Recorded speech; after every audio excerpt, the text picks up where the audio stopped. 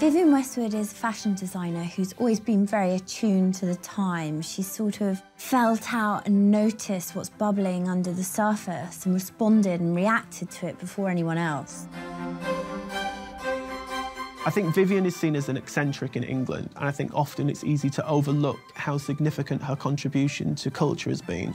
The reason why what Vivienne does, and has always done, has been interesting, is because it's deliberately going against what everyone else is doing. She's constantly searching for something new, for something different. She wants to kind of ruffle people's feathers and do something that will upset the status quo.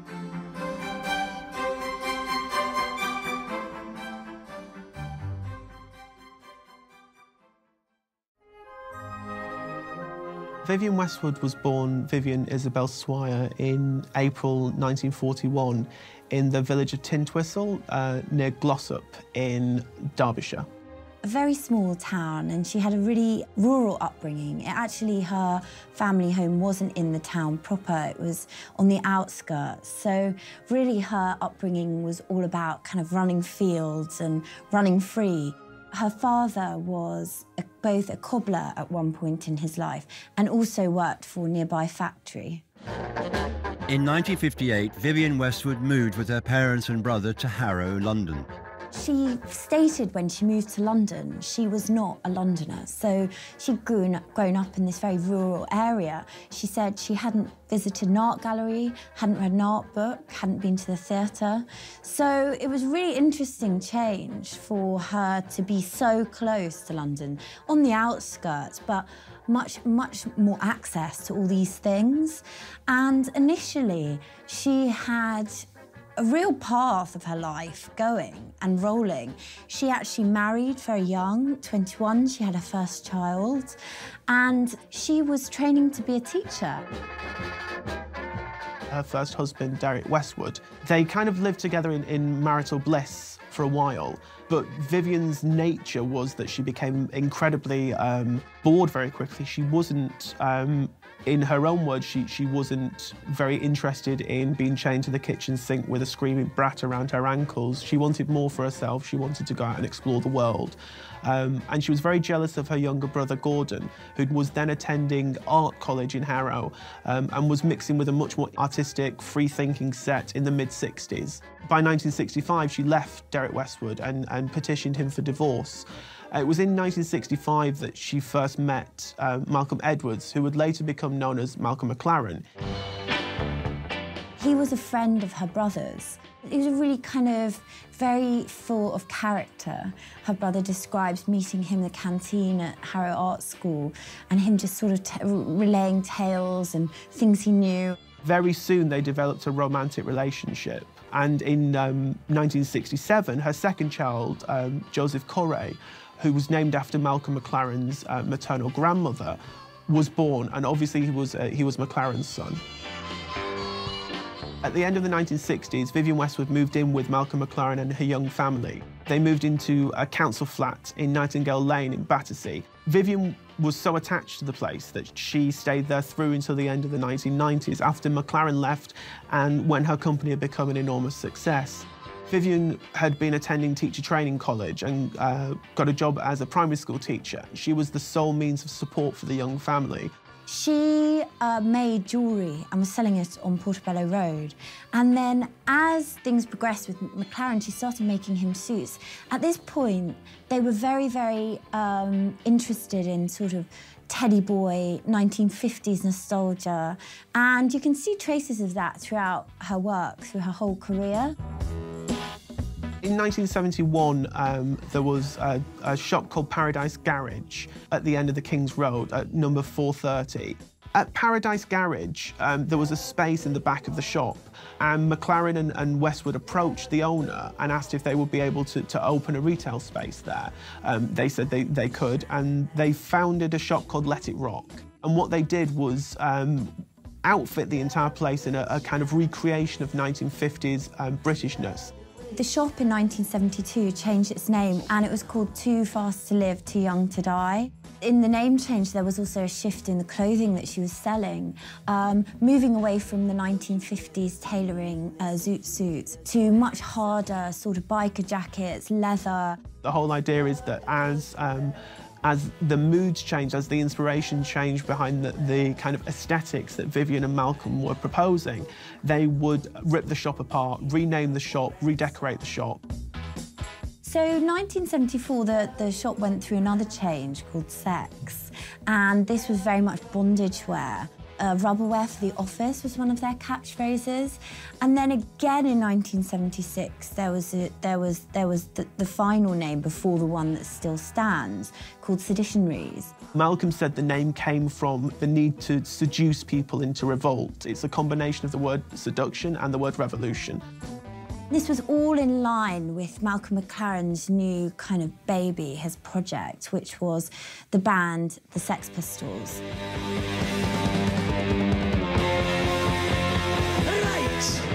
McLaren had been on a trip to New York and he'd seen an artist perform there called Richard Hell, and he'd been absolutely blown away by the style in which he dressed himself, the slits in his T-shirt, the DIY aesthetic.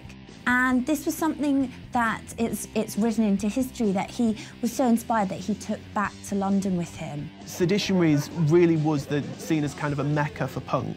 It was Seditionaries that outfitted the Sex Pistols, and it was Seditionaries that created that very well-known archetype of punk, which is a T-shirt kind of scrawled with an obscenity, a pair of bondage trousers, and very extreme, spiked, multicoloured hair. It's something that was sported by a number of different people, you know, and could potentially be accessorised with kind of a holy mohair jumper. And really what happened at this point was Vivienne kind of becoming a fashion designer. Vivienne really redesigning garments, making garments, collaging elements together on them. It's really at this point that Vivienne's kind of discovering her identity and discovering what she can do with clothes, and is becoming more and more interested in making clothing from scratch. Vivienne herself talks about her career as a fashion designer. She says it began in 1981 with the collection that became known as Pirate. What happened with that collection was that Seditionaries was boarded up, Seditionaries was completely reworked and was renamed as World's End. World's End was about looking backwards. It was about a nostalgia. It was about a kind of harking after the romance, specifically of the kind of 17th and 18th century. And what Vivienne did at that point, which she said no one had ever done before, was to go and look at the cut of historical clothes. She got the pattern books of Janet Arnold, which detailed the way that 18th century and 17th century clothes were made. Vivienne copied those, but then she also reinterpreted them. She twisted that to make it something relevant for the 20th century. Westwood looked very much to sort of the East and looked at traditional ethnic dress, and was very, very inspired by that. And in this collection uses interesting sort of rectangular pattern pieces, kind of stitching them together to get a shape that's really out of the ordinary. And it was really fresh, it felt very new. Again, big change from punk rock, it's always shifting. It was her first formal show on a catwalk, and incidentally the name Pirate was never included on any of the kind of publicity, the invitation, any of the publicity around it. It's the first time that Vivienne Westwood's clothes appear in British Vogue. In the very early 80s, there was a big shift to New Romanticism, and this really, really caught on. And again, Westwood was really attuned and part of the zeitgeist. So she was moving with the tides. You see these kind of very overt, frilly cuffs, and that really kind of harks the change and shift in terms of how the New Romantics went on to dress.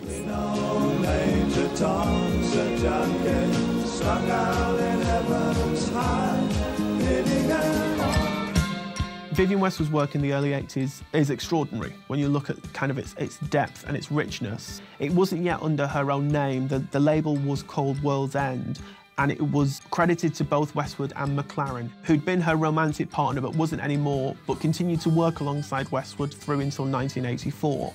Looking back at these early collections, what's extraordinary about them is it's really Westwood experimenting with clothing, Westwood experimenting with conventions of clothing and challenging notions of tailoring, notions of putting clothes together in a Western sense. There's lots of references to Oriental cutting, there's lots of references to kimono cutting. In her second catwalk collection, which was Savages, it was really exploring these ideas of kind of primitive clothing. She talked about kind of exploring tribes, looking at kind of African clothing, looking at ways that people who didn't know how clothes should be put together would assemble garments.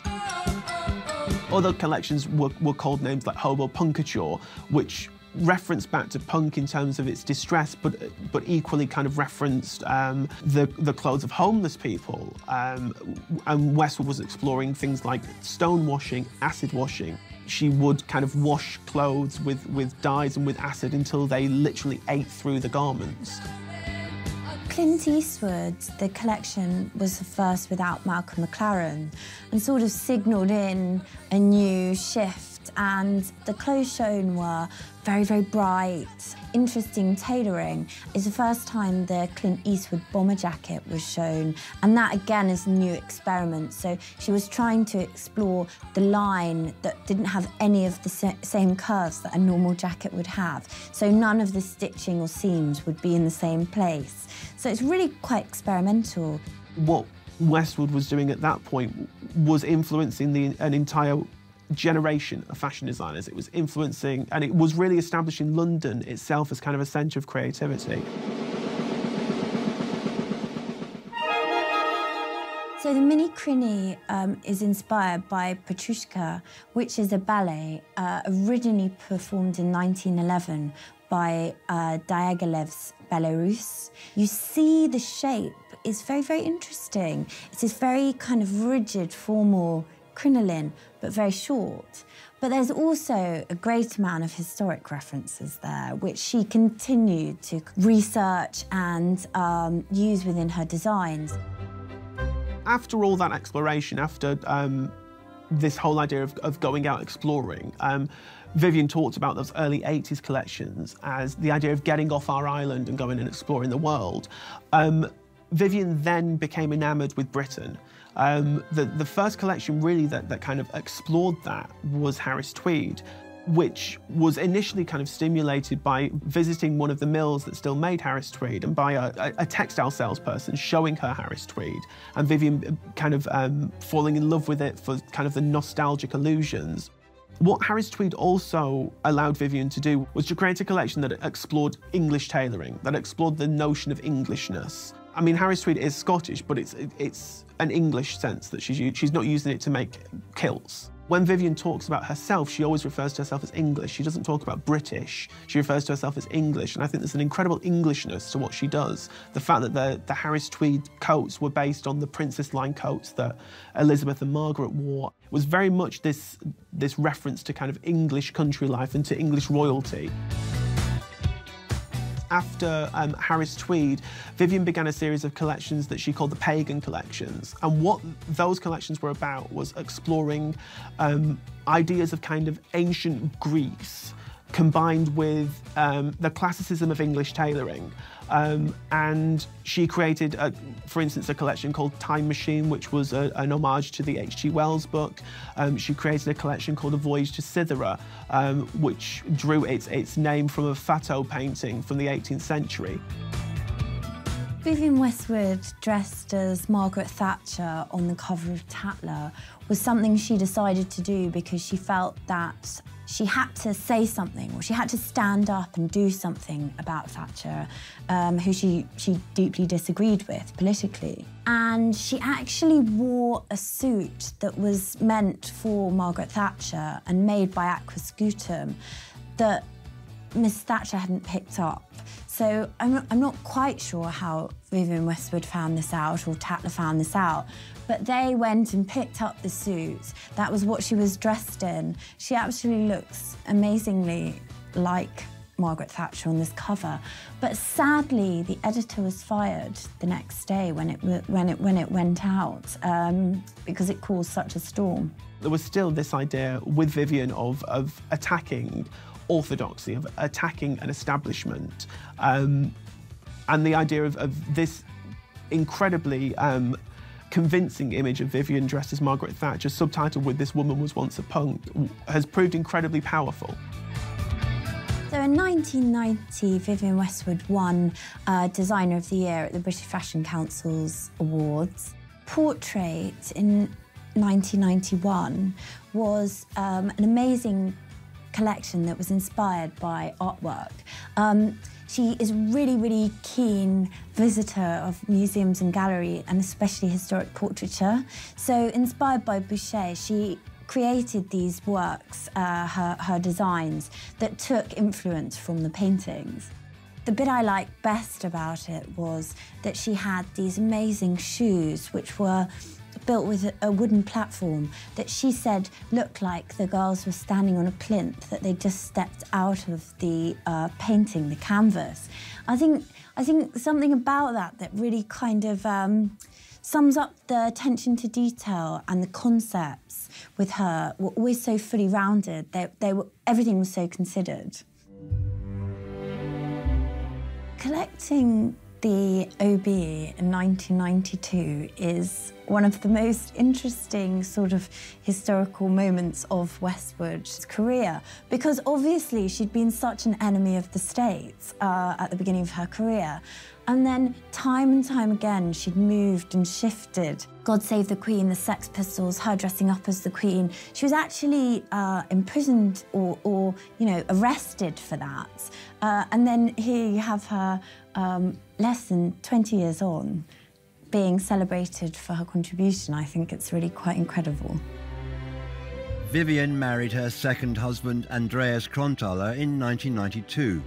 He had previously worked as her assistant. Vivienne believes she works best with a creative partner, with someone that she can spar with someone who can encourage her and suggest things that she wouldn't have thought of otherwise. That's the way that she worked with Malcolm McLaren at the early part of her career, and it's the way that she sees herself working with Andreas today. You can see his influence across the collections in the 1990s, which became structurally much more ambitious. And her work in the 1990s, encouraged by Andreas, is exploring the kind of grandness of ball gowns. She was really, really, really impressed by his approach to couture fabrics. And I think you can see that in her work. There has been this big shift to doing gold label, and that's something Andreas heads up now. From the end of the 1980s through to the end of the 1990s, what really happened is Vivienne Westwood's business changed.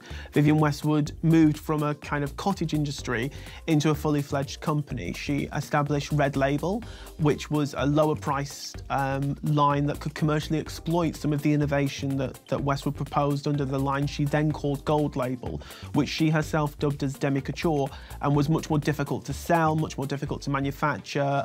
It was the high profile catwalk line.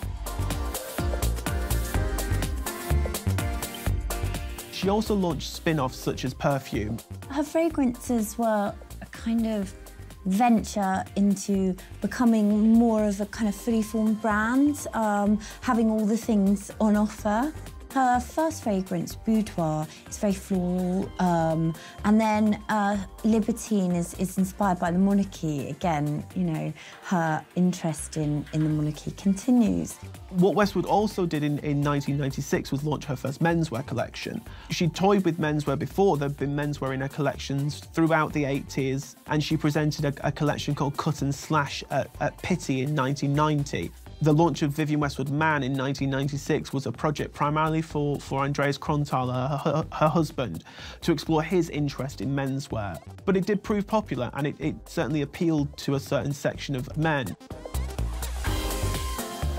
So by 1999, Vivienne Westwood has opened a store in New York and also launched a new line of cosmetics, bath products called Coquetterie. The ethical fashion collection was an initiative that she worked on with Kenyan workers, and the things that were made have been really, really successful. I think she's in her 5th or 6th year working with the ethical fashion initiative, and I think she's a real dedication to sort of environmental change, and so I think obviously working conditions really, really important to that. She did a Jubilee capsule collection that was inspired by gowns that had been worn by Queen Elizabeth throughout her reign and her life. It was a series of beautiful dresses that took these inspirations, but then, of course, making them her own. Really what Vivienne's interested in now is this idea of environmentalism, of ecology. Vivienne's really interested in the notion of buying less and buying well. A lot of people see that as kind of antithetical to a fashion company, but obviously Vivienne's argument is that if you buy clothes by her, they're made out of better fabric and they're better made than other designers' clothes. So you can buy less as long as you're buying from her. She said that if she had her time over again, she'd like to be an eco-warrior. Really, she has been doing so many projects that focus on fracking. She is very, very against fracking. She criticises the environmental approach of various governments and really the similarity between what she's doing now and what she did in the past is that she's using her clothes as the billboard. Her career has been so varied and so impressive. I think her legacy's already sort of going. I can only imagine what it might be in years to come. Ultimately, the legacy of Vivienne Westwood is that after Yves Saint Laurent, she's probably the greatest designer of the late 20th century. And really the interesting and important thing that she has done, which no other fashion designer has been able to equal, is the fact that she's broken out of the realms of fashion and that she's actually influenced a wider shift in aesthetics, in approaches to design, in approaches to visuals across all different elements.